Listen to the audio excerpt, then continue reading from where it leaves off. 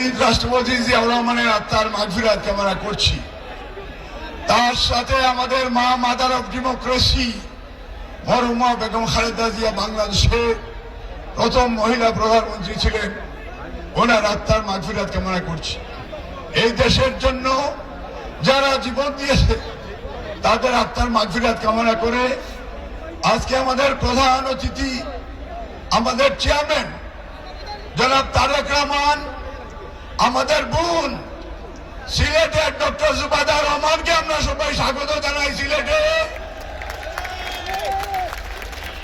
আগামী নির্বাচনে আমরা সিলেটের প্রত্যেকটা আসনকে দানের শীষে ভোট দিয়ে আগামীতে বাংলাদেশের প্রধানমন্ত্রী জনাব তারেক রহমানকে আমরা দেখতে চাই। মহান আল্লাহ সর্বশক্তিমান আমাদের সকলের সহায়ক। বাংলাদেশ জিন্দাবাদ।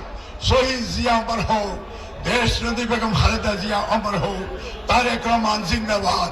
দক্ষিণ সুরমা ফেঞ্চুগঞ্জ বালাগঞ্জের পক্ষ থেকে সিলেটবাসীকেও ধন্যবাদ। সালামু আলাইকুম রহমতুল্লাহ।